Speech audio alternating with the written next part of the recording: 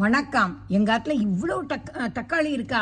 இதை வச்சு ஏதாவது ஒரு ஐடியா பண்ணேன். எனக்கு கிடச்சது என்னென்னா தக்காளி கெச்சப் பண்ணலாம் அப்படின்னு சொல்லி நினச்சிட்டு இருக்கேன். அதை இப்போ எடுத்து பண்ண போகிறேன். எப்படி பண்ணுறதுங்கிறத நான் காமிக்கிறேன்.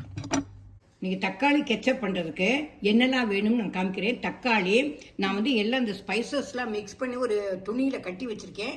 அப்புறம் உப்பு வேணும், மஞ்சப்பொடி வேணும், காரப்பொடி வேணும்.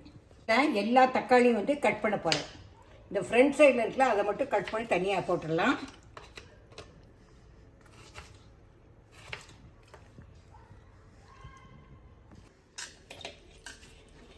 இப்போ தக்காளியை குக்கரில் போட்டு வேக வைக்க போகிறேன். நான் இந்த போட்டாச்சு தக்காளியை.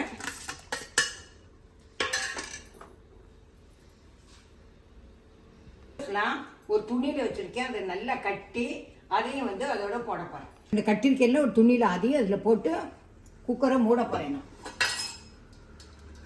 மூடி ஒரு 3-4 விசில் வரட்டும்.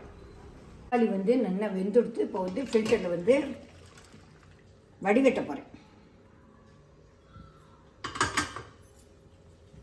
ஒரு துணியில் கட்டி வச்சுருக்கோம் இல்லையா, அதை எடுத்து தனியாக வச்சிடணும். ப்ராசஸரில் போட்டிருக்கேன். இப்போ மிக்சியில் அரைக்க போகிறேன். நான் ஃபில்டர் பண்ணுறேன்.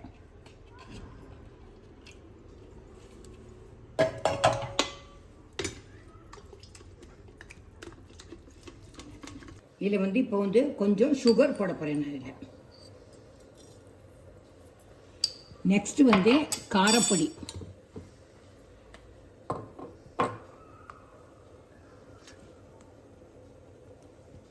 அதுக்கப்புறம் உப்பு போட்டுட்டு இது நல்லா கெட்டியாக இருந்தனே அது கிண்டணும்.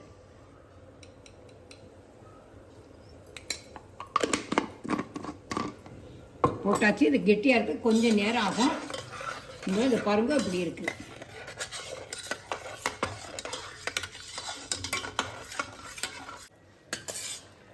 தக்காளி கெச்சப் கொதிச்சுட்டு இருக்கு. இன்னும் கொஞ்சம் நேரம் ஆகணும். பாருங்க, இது தண்ணியாக தெரியறது. இப்போ இன்னும் கொஞ்சம் நேரம் ஆனால் அது கெட்டியாக இருந்த பாருங்க.